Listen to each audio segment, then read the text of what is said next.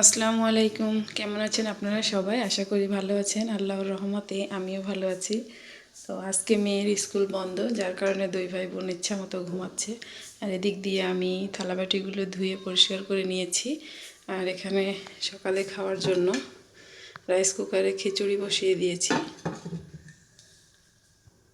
খিচুড়ি হতে হতে আমি বিছানাটা গুছিয়ে নিলাম।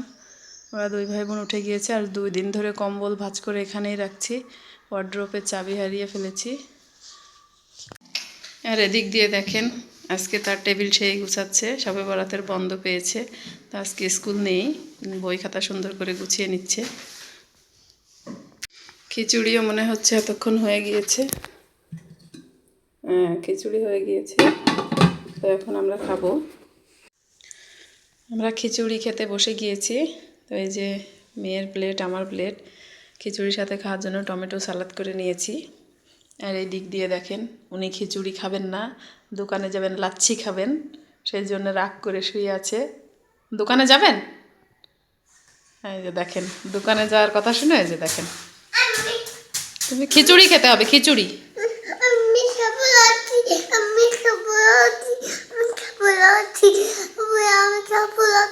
আচ্ছা ঠিক আছে, তার আমি খেয়ে নিই, তারপরে তোমার লাচ্ছি কিনে দেবো, ঠিক আছে? এই যে দেখেন, লাচ্ছি খাচ্ছে। আগে লাচ্ছি এনে দেওয়া লাগলো। সাথে চলে আসলাম কাপড় নাড়ার জন্যে। আজকে কাপড় একেবারেই কম, ধুয়ে নিয়ে এসেছি, এখন নেড়ে দিব।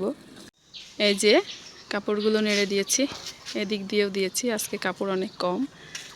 আর আমার সাঙ্গপাঙ্গ আজকে ছাদে। এই যে দেখেন, লাল ফল খাওয়ার জন্য কাঁদছে। এই যে ড্রাগন গাছ। আমার ছেলে বলছে আমি লাল ফল খাবো। ছাদে কাপড় নেড়ে দিয়ে চলে আসলাম রান্নাঘরে। আজকে রান্না হবে গরুর মাংস। আর এদিক দিয়ে মসুরের ডাল রান্না করা হবে টমেটো দিয়ে। ধনেপাতা, পেঁয়াজ কেটে নিয়েছি। এদিক দিয়ে গরুর গোশের সাথে দেওয়ার জন্য এই যে আলু কেটে নিয়েছি। এই দিক দিয়ে গরুর মাংস রান্না হচ্ছে। আর এখানে আছে গরম পানি গরুর মাংসের সাথে দেওয়ার জন্য। এদিক দিয়ে মাংস হচ্ছে। আর আমি এদিক দিয়ে রুটি বানানোর জন্য আটা রেডি করে নিয়েছি। এখন রুটি বানাবো। মাংস রান্না করা হয়ে গেছে, একটু ঝোল ঝোল রেখেছি রুটি দিয়ে খাওয়ার জন্য। আর এদিক দিয়ে দেখেন, আমার আব্বা যান কুল নিয়ে এসেছে। কি করবেন আব্বা? কুল কি করবেন? কুল কি করবেন? মাংসগুলো রান্না করা শেষ করে এই যে সব রুটিগুলো বেলে নিয়েছি।